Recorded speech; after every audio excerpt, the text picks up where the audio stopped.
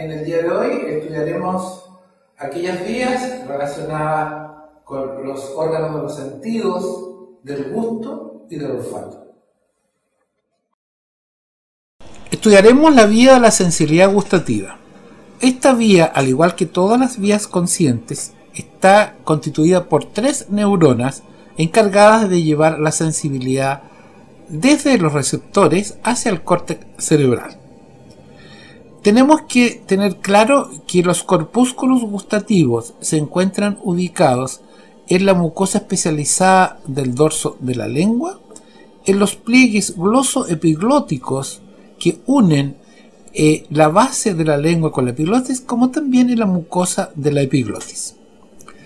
Y estos corpúsculos gustativos están inervados por 3 nervios. En primer lugar, los corpúsculos gustativos de los 2/3 anteriores de la lengua están inervados por la anastomosis de la cuerda del tímpano, que es una rama colateral intrapetrosa del séptimo par del nervio facial, la cual se incorpora al nervio lingual a través de una anastomosis y se distribuye con este entonces por la superficie del dorso de la lengua de los 2/3 anteriores.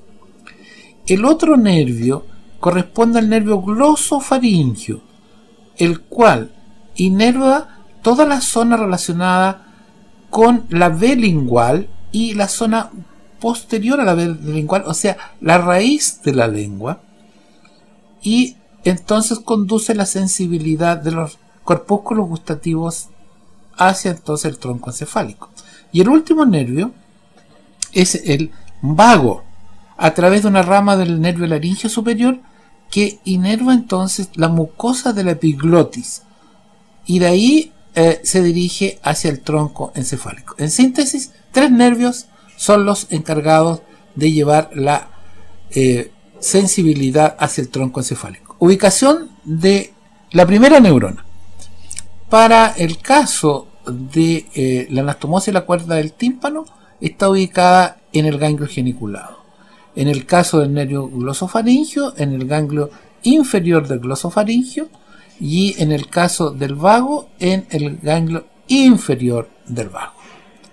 De ahí las prolongaciones centrales se dirigen entonces hacia el tronco encefálico para terminar haciendo sinapsis en la segunda neurona, que corresponde al núcleo del tracto solitario, ubicado en el tronco encefálico en la región vulvar y parte inferior del puente. De aquí los axones de la segunda neurona ascienden acompañando al lemnisco medial en un tracto que muchos llaman tracto solitario talámico, para llegar a el tálamo, donde se ubica la tercera neurona, en el núcleo ventral posterior medial o núcleo geniculado.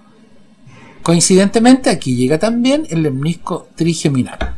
Y aquí se dirigen hacia el córtex los axones de esta tercera neurona para distribuirse entonces en la base, en la parte más inferior del giro postcentral, es decir, en el área somestésica del córtex.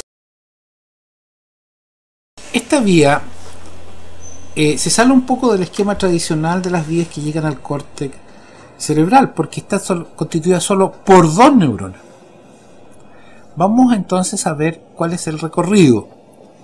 Bueno, la primera neurona se encuentra ubicada en el epitelio olfatorio, ubicado en el techo, en las zonas circundantes a la lámina cribosa del etmoide, techo de las fosas nasales.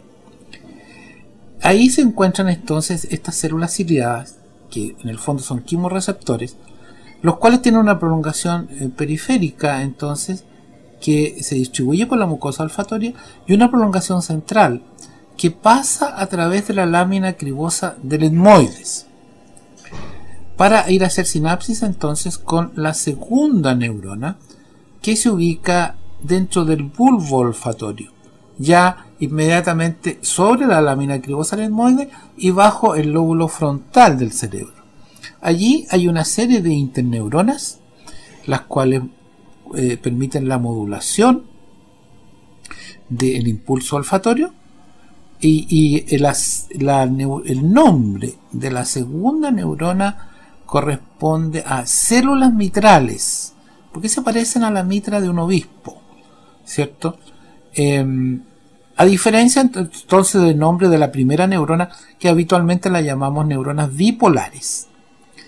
El axón de esta segunda neurona, en color azul, en esta imagen, en este esquema, se dirige entonces a través del tracto olfatorio hacia el espacio perforado anterior del córtex cerebral, donde en su cercanía se bifurca, o más bien se trifurca, en un tracto olfatorio lateral o estría olfatoria lateral que se dirige al área entorrinal, esto en el lóbulo temporal, en las cercanías del uncus de el primer giro temporal, cercano también al núcleo amigdaliano, complejo amigdaliano.